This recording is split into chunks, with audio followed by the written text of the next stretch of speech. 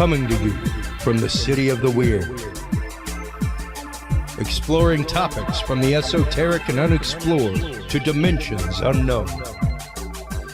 Shining a light of truth on the darkest corners of our reality. Welcome to the Curious Realm.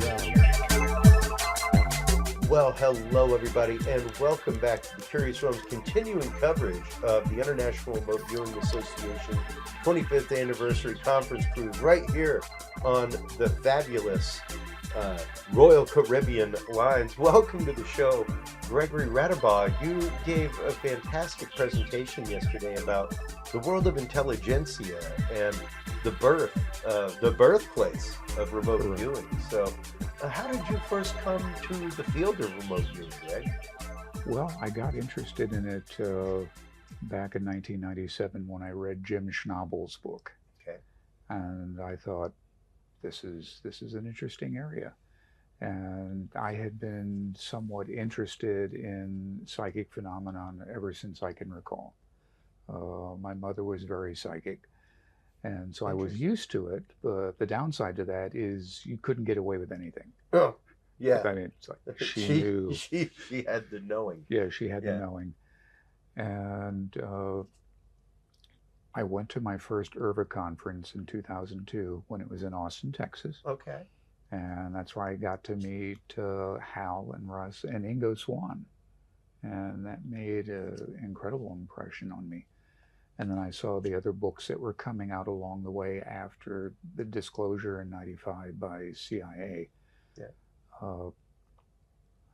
Paul Smith's book, Reading the Enemy's Mind, is a great homage to Ingo, because Paul basically walks you through the history and development of the 6 stages of CRV and how Ingo taught it. And so Paul is kind of like his faithful interpreter of it.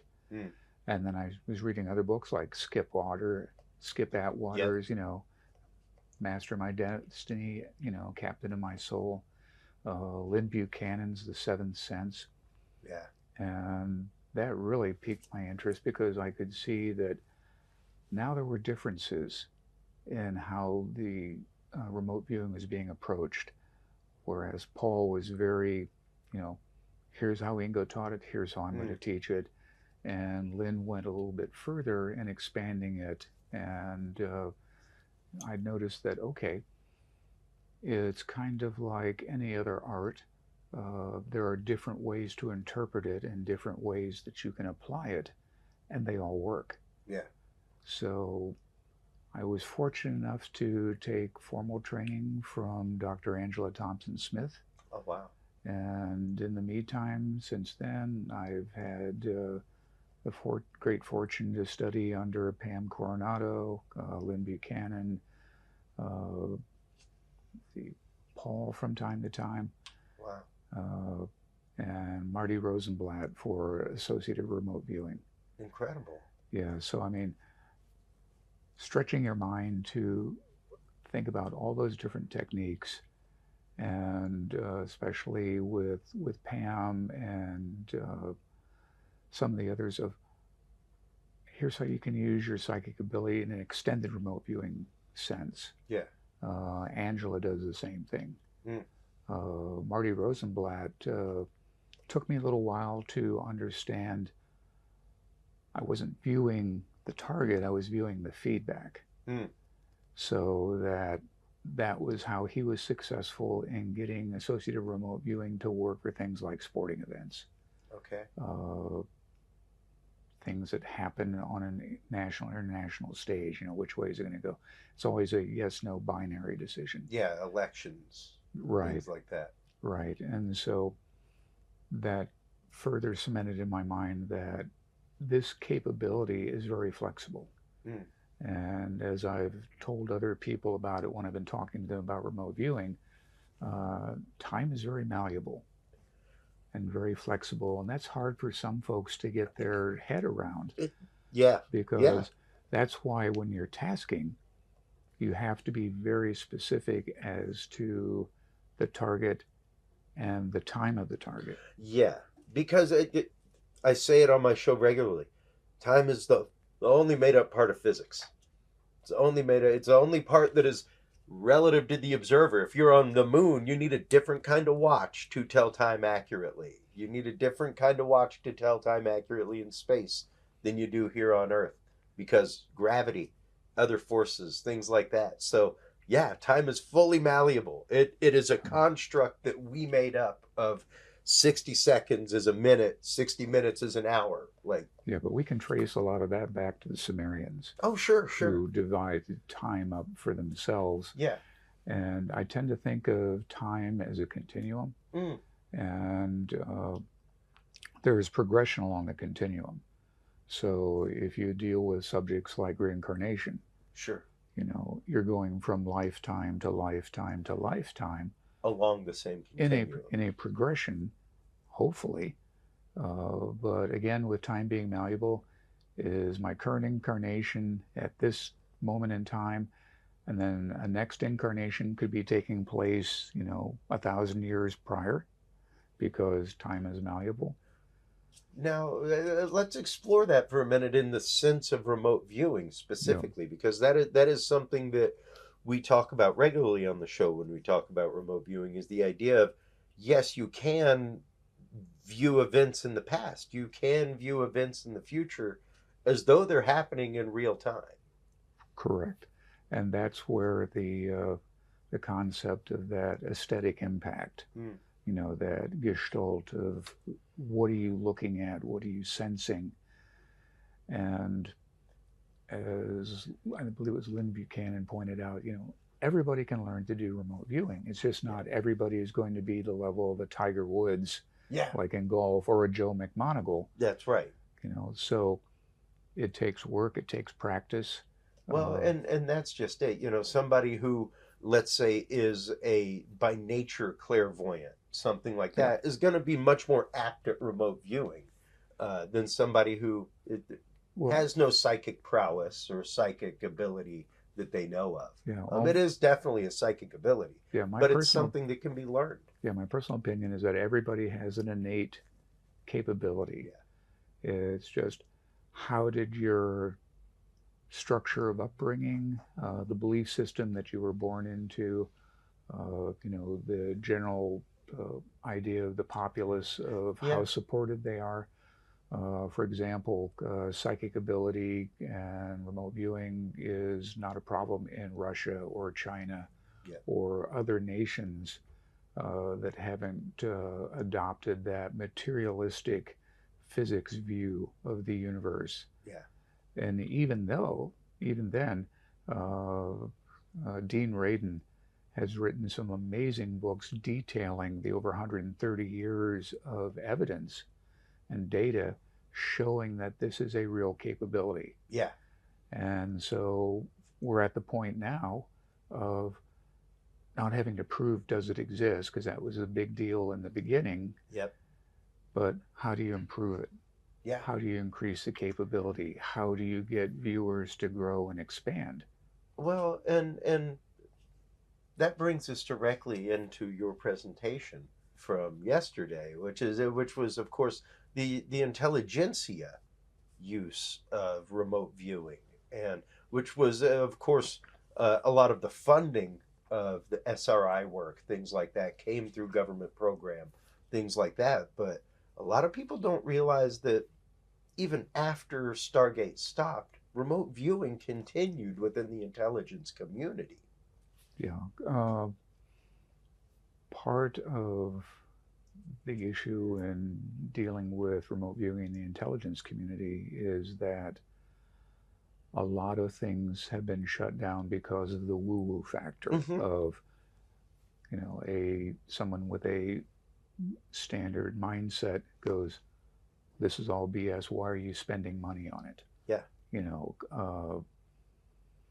The original reason, as Hal related to me some time ago, was that Kit Green at the agency, they had been getting indications from their assets in Russia that the Russians were interested in using psychic ability to help them in their acquisition of intelligence. And so it was kind of a, prove to me this exists. Mm. You know, is this a real thing we need to worry about? Yeah.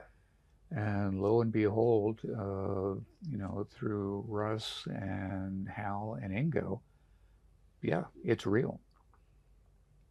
And it took them along that time continuum to show people from the agency and elsewhere, this is real, this is what you can get from it. And that then led into the establishment of the Army unit, where most of the remote viewers early on came from. Yeah. And that was the big secret that, in essence, was let out by Jim Schnabel in his book of, hey, there's this thing called remote viewing. It was considered important enough that the Army and the agencies funded it Yeah. at a very low rate. I mean, the amount of money they spent on that would be in the Pentagon thinking digital dust. Yeah. You Yeah. know, there are a lot of programs that are done by the military that to, you know, the average observer would be thinking, wow, $20 million over, you know, 10, 15 years, that's a lot. And it's like, no. Not in the Pentagon budget, it's not. Yeah. That's what they referred to as a digital dust program of like, it's like, yeah, whatever. Yeah. Yeah. And you know, it definitely still a special access program, but it's also one of those that it wasn't highly considered as far as budgetary concerns. It wasn't like it was getting Right. 20 million a year Correct. in funding. And they had to fight for their funding every year. Yeah. And the thing to remember about the Army unit was if the data that they were providing to the consumer was not valid or useful, they wouldn't keep funding it. Mm. However, the funding fight happened every year because, again, people are going, what, you're paying psychics? Really? And so they had to continually produce data and results that showed, well, yes, we're using psychics, and here's what they discovered. Yeah. And the great thing about using remote viewing from an intelligence perspective is it gets you access to a target and information that you can't get to through the usual means of imagery, signals intelligence, even human intelligence. Yeah, coercion. And it enables you to at least get a baseline of data of, we think this is what it looks like inside. And based on the success rate and hit rate of our viewers, we can assign this confidence level to it.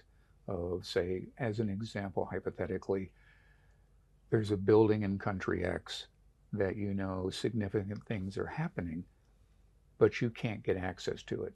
You know, imagery, you can take a picture of the building all day long, but it doesn't see inside. There's no communication coming out of it, so you can't use signals intelligence against it. And you don't have any human assets in place that have access to the building. What remote viewing can do for you is say, okay, here's what the inside of the building looks like, here's the activity that's going on in the building, and here are some sketches of the items that are being produced in the building. And that gives the conventional intelligence sources something to look for, something to cue into. So if they see it outside of that building, they know, okay, got it, now I know what it is. And now that further validates the remote viewing information that was used to kind of scope out what's inside the building. And understand that each intelligence discipline, like imagery intelligence, signals intelligence, human intelligence, as an analyst, you have to consider all the sources and build the holistic picture using data from each different source. And that gives you the best picture of what you think is going on. Like every other endeavor, there have been times when analysts just get it wrong. Sure. And part of that could be just the paucity of data that they have access to, and they just have to make the best guess. Or they might have a bias in interpreting one sort of data over the rest. Or they may just have a bias of, no, that's not possible. You know, psychic is, you know, that's crazy. I'm not going to use that data. But this all source analysis is where remote viewing would shine, because it's another data source Sure. that an analyst can bang against like SIGINT and HUMINT and imagery and say, okay, now I've got a clearer picture of what's going on, and now I can produce an estimate with a higher level of confidence. Yeah. And that's the point of intelligence for any nation, Mm. is your objective is to find out what's going on around the world that affects your country. Is it a threat? And if it is a threat, describe in detail the threat, the capabilities, how many they have, where are they located, and so on. Yeah. And you present that to the decision makers and policy makers so that they can then make decisions on, do we need to react to this? There are some things that, yeah, technically it's a threat, but the impact it would have on our military or our country is so low at the moment that I don't need to spend money on that. Yeah.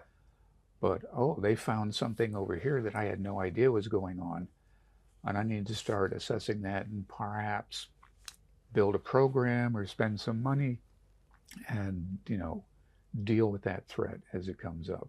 Yeah. And so, as I described in my talk yesterday, that's why there's so many people in the U.S. intelligence community, because there are so many different niches of data and analysis that you have to do. So like Treasury Department, why would Treasury have an intelligence agency? Because they're dealing in terrorist financing. Sure. And so you need to have analysts Yeah. to look over the data that's collected and map out terrorist networks and how their funding flows, and then how can you interdict it, and so on. Yeah. Same thing with, the Drug Enforcement Agency. They have to know how the cartels work and how they flow and their money flows and how they traffic drugs in so that they can interdict it. So, roughly 100,000 people in the U.S. working in intelligence, they get split up into small pockets of areas that they're concerned about. So while it sounds like a lot of people, it actually isn't. Yeah. Just because we're looking at things from a worldwide perspective. Yeah.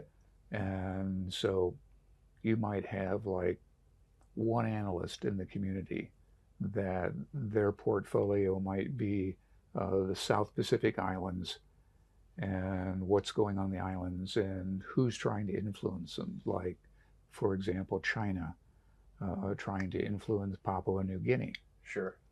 So you have one person doing that, and what happens if that person gets sick? So you might have a whole group of people looking at Russian ICBMs, SLBMs, and so on, because that's more of a direct threat to the United States. And therefore you want to put more assets against that so that you understand how are they made, where are they made, how many of them are there, where are they deployed, what are their capabilities, and so on. Sure. So that our defense capability can be matched against that. Yeah, absolutely. And those are all things that are 100% necessary just for system readiness. Yep. And for national defense. And when you start getting, and one question I would have regarding that, especially, is data. I love that, and I call this a science, not just a mental discipline, because there is so much data, so much lab data about remote viewing. How does a viewer, especially in that world, begin to prepare their data for an analyst? Because I would imagine that preparing that for an analyst is, let's say, different than preparing it for somebody that wants a remote viewing session for their business or a stock portfolio or something like that. Well, as you'll find, if you go into the CIA archives, the Stargate files, you will see examples of reports from the Army unit to consumers at the Pentagon and elsewhere that lay out, okay, here is our reading of the data, because you don't want to just give a raw session to somebody at State Department, for example. You want to extract the data from that and build a cohesive story of here's what was seen, and explain it in layman's terms that they can go, okay, now I can take this and bang it against other intelligence disciplines and go, is this right? Or does this amplify something? Or does this contradict something? Yeah. But are they using remote viewing in the government today? Who knows? It's not confirmed. Yeah. What I've seen in the past is if you have a capability that is outed, like remote viewing was in 1995, and you still consider it valuable, the one thing you might do is, shall we say, cherry pick data to say, well, this doesn't work. We're not using this anymore. Yeah. And then resurrect it under another, clandestine compartmented means. Yeah, I was going to say compartmentalize it through a contractor, Sure. something like that. Yeah, and I suspect that there might be active remote viewing going on, being made use of by the U.S. intelligence community, based on what I saw with the release of the Kona Blue documentation. And that's where the Department of Homeland Security was trying to set up a special access program that dealt not only with UAPs, but also remote viewing. Yeah. And Defense Department shut it down. Yep. Said, no, you're not doing that. Which, from an analytical perspective, would tell me, well, if you don't think there's anything to this, or you're not interested in it, why would you care if Department of Homeland Security was setting up a special access program for that? Yeah. So, but again, it's a capability that you want to hold close to your vest because, as Lynn Buchanan has described, there are capabilities that you can use to try to distract a viewer from the target. Yeah. So, do we want adversaries or potential adversaries to think about, do I need to distract from this special Hardening their program targets and hardening the targets, yeah. so to speak, when the U.S. government is going, no, that's crazy. We don't do remote viewing. Yeah. It's unproven, unsubstantiated. And that's just it. And that's it.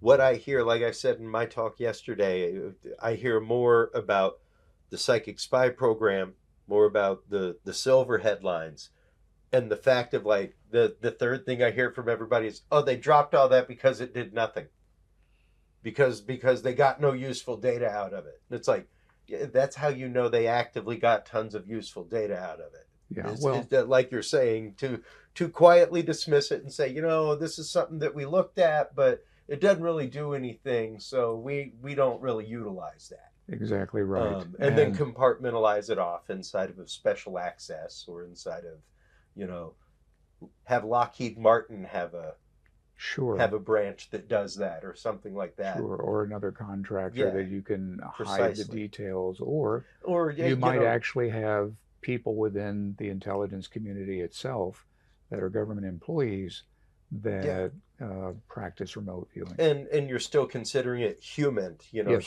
human gathered intelligence. Exactly right. Yeah. And the fortunate thing about remote viewing coming out in 1995 and exploding onto the scene, so to speak, with lots of more books and teachers coming on board and teaching people aspects of remote viewing, like the controlled remote viewing protocol, is that it is spread around the world, and the people that are doing it day to day, they're not exhibiting any ill effects from it. Yeah. And that was one of the things that the Army was concerned about when they first set up the program was, interesting, is this going to be harmful to the humans doing it? And so they had, kind of medical supervision for a while. Yeah.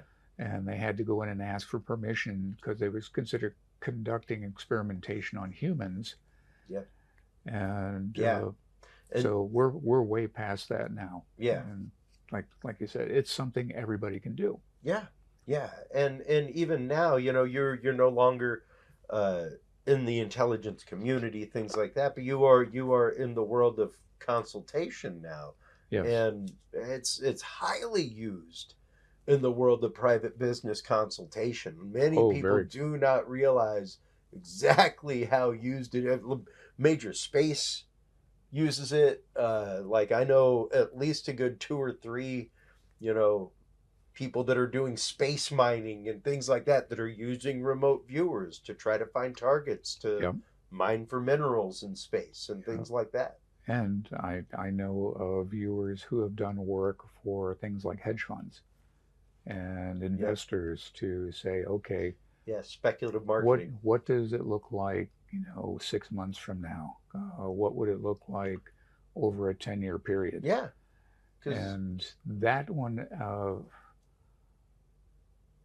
me personally, I think that the further out you go, the more malleable time is, and the cascading of events that take place, that where you may have seen something 5 years out that does not happen because events cascaded to preclude that. yeah, So that's why, when a lot of psychics say, well, I foresaw this, 5 years out or 10 years out, and it doesn't happen, it could be because of that quantum cascading yeah, of events that said, no, we are going in this direction. That may have been possible at one time. yeah. It may have All been it takes is one other decision from something else it may have along been the a way. potential future. Sure.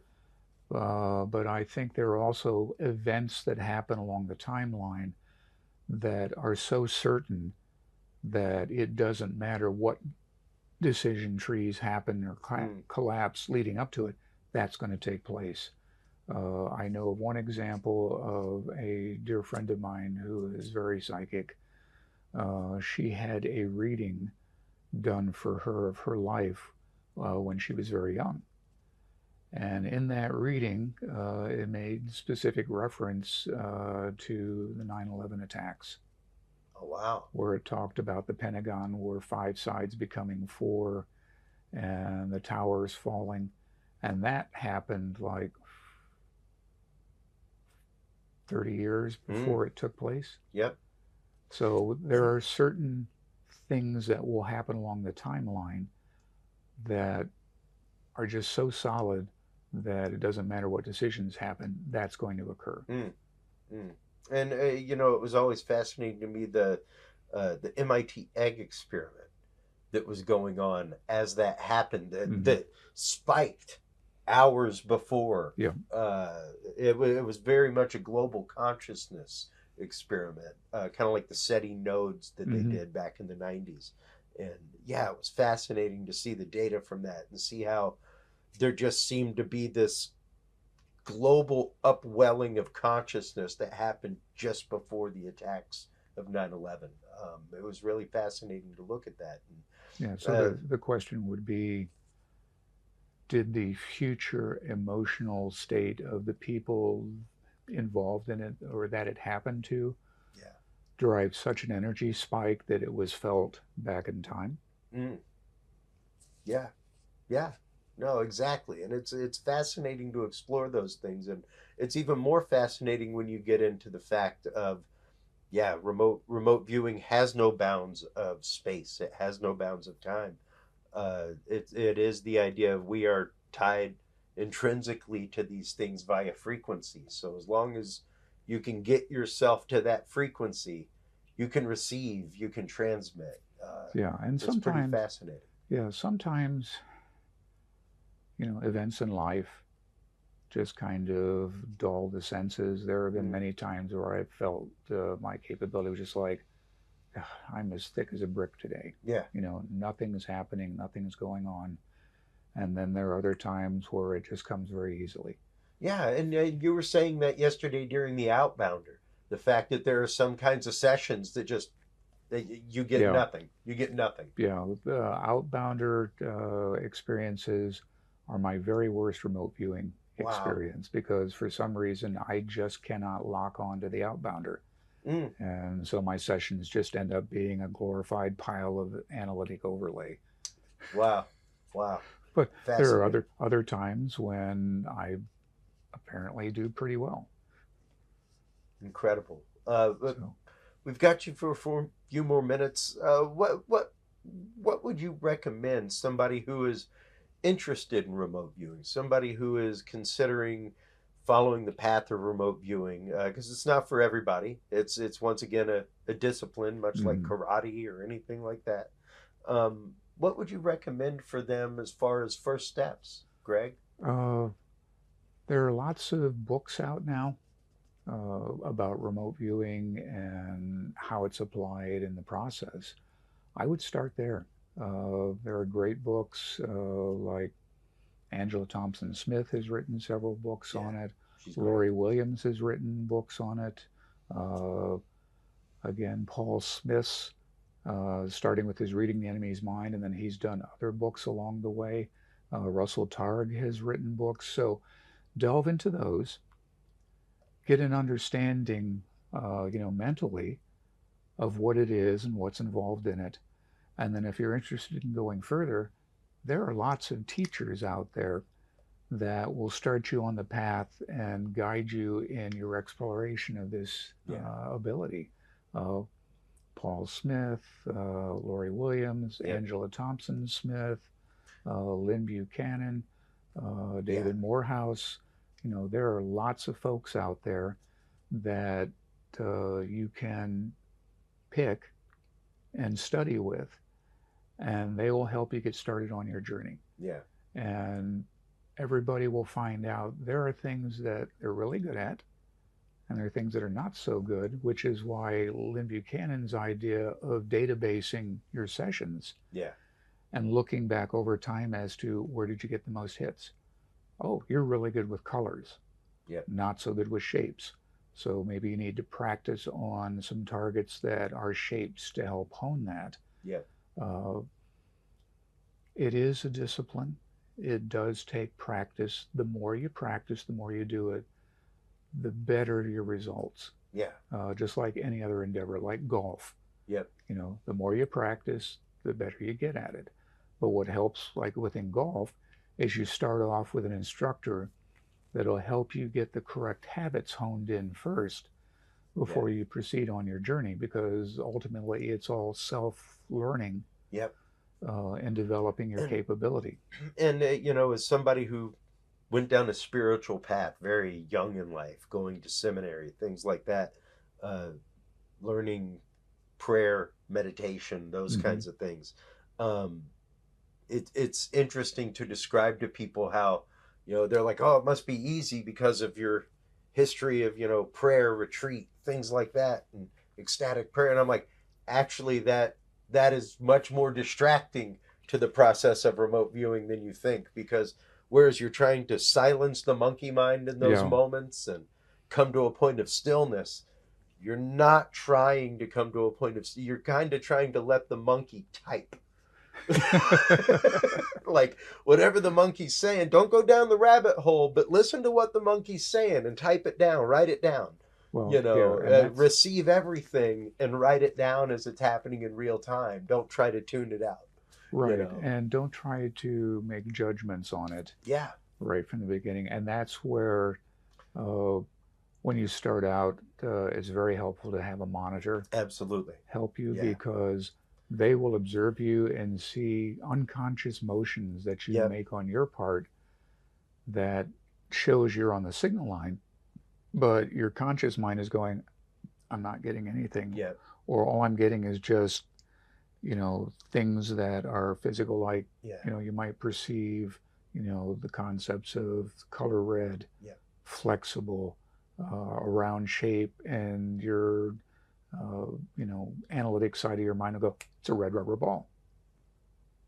And you have to write that down as an analytic overlay and just let it fade, because where the data comes from is you just need the descriptors. Exactly. And the prime example is yesterday during the Outbounder. I started going down a rabbit hole. This is normally where Tomi, my monitor, who fortunately I was friends with for like 2 years before she became my monitor. So we'd had conversations like this. So she very much knows, she watches my show. She knows how my mind works, the rabbit holes I tend to go down, and she pulls me out of them and puts me back on path. And as I was going yesterday, I was like, ooh, power. I feel power. I can see this square thing and a circle with things coming off of it. And that's a power wheel. That's like a power dam. And I started going off on this thing. And when I looked at the image, and it was the Keith Haring of, oddly enough, about power over people, and the square painting with the round disc with the rays coming off of it and the things coming out. It was like, I basically drew that. I just kept going down the path of like, this is an electric dam. Yep. Because like that's where my brain went analytically. I went, power was one of the first things I wrote. And then the image started, and I was like, this is just a break apart of an electric dam is what this is. Well, and that's your analytic mind trying to make sense of what's coming through. And, the same thing happens to me. Like yesterday on the outbounder, I completely AOL'd off onto the ship here.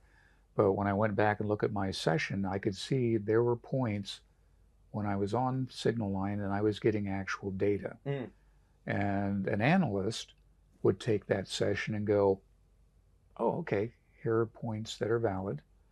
And, look across the other sessions and see what correlates. Then they would be able to write a report that more clearly describes the target. And so even if you're having a bad day, even if you're having a rough session, understand there's still going to be points in your session. That's right. That's correct. That's on signal line.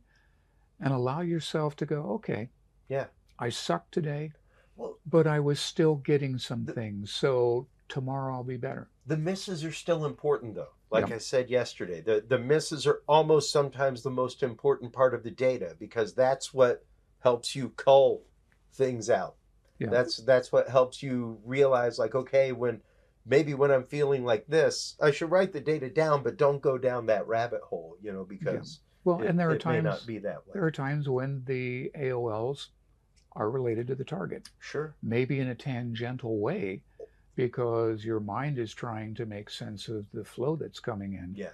And so that AOL is trying to characterize it, may be tangentially related to the actual target, or saying something about the target that you can then go in stage 5 and go back over it and say, okay, what was this trying to tell me? Yeah. And tease more data out of it, because you can get data out of your AOLs as well as the rest. Well, and even the fact of yesterday, the outbound target was actively the location.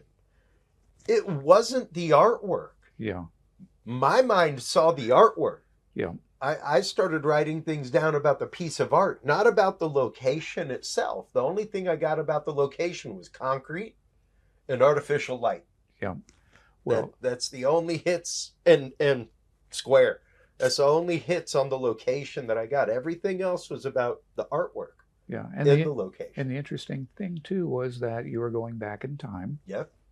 Because the outbounder had done that session back a month ago, and so you're reaching back a month. Yeah. To get data from an event. Yeah. So again, and time. That's right. And care. Even the concept, like we were just talking about with Cindy a few moments ago, the idea of you using AI to generate a target that doesn't even exist in reality, and being able to get hits on that. Yeah. That's pretty fascinating, and something I think that should really be studied in a laboratory setting. I believe it that's will fascinating. Be. And that's a more advanced form of remote viewing. One of the sessions I did with Angela was she didn't use photographs of a actual target location. She would use verbal descriptions and writing. And so what your remote viewing was trying to do was see the concept behind the writing. Okay. So that one target she gave me was a World War II B-17 in flight, but it was described in text. Okay. And when I started sketching, I started going 4 times to get the rotation of the engines. And it's like, yeah, you can do it. It's part of those stretch goals that teachers have for you to increase your ability and capability. And so, AI targets, that's just another stretch goal. Yeah. Yeah, and it was fun. It was fun. It was interesting, as was this. Thank you so much for the time, Greg. Oh, my I pleasure. greatly appreciate it. Let everybody know where they can go to keep up with your work, where they can go for consultation if they need your consultation services, things like that. Okay. Well, I've got a consulting service that is called graybearconsulting.com. And I do consulting for other companies back in the area of what I did for a living with the military. But if you look up Gray Bear Consulting online, it'll give you the data you need to get in touch. Fantastic. And I'm on Facebook. Yeah. Don't know why, because it sucks so bad, but I'm because there. of things like this. Because that's of how we things got like connected that, before yes. this conference is Yeah. Facebook. So Yeah. that's why. Thank you so much for the time. My I greatly pleasure, Chris. appreciate it. It's been great conversating over the last few days. Fantastic presentation yesterday. Thank you. Appreciate Thank that. you so much for the time.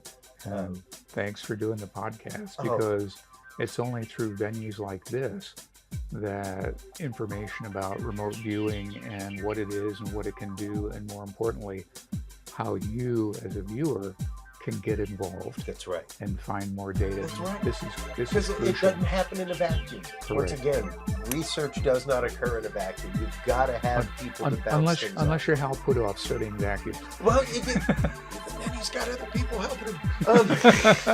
So yeah, you've got to be able to bounce ideas off people. So Exactly right. thank you so much for Thank that. you, I Chris. appreciate it. Well, you are online checking out everything from Gray Bear Consulting as well as Greg Radabaugh. Make sure to stop on by Curious Realm. CuriousRealm.com is where you can like, follow, subscribe. That's where you can find all the episodes.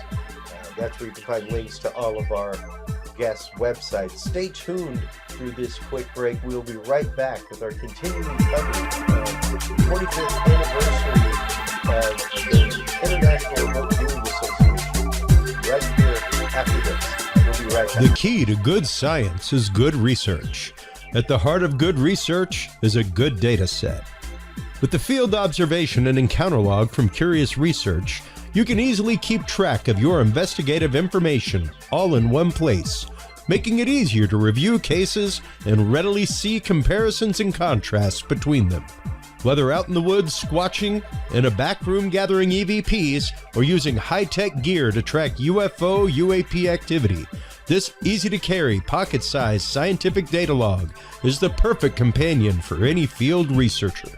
You can find your copy of the Curious Research Field Observation and Encounter Log at Amazon.com, or visit the official Curious Realm store at CuriousRealm.com/store to reserve your copy for yourself, your family, or a mind that you want to open. That website again is CuriousRealm.com/store.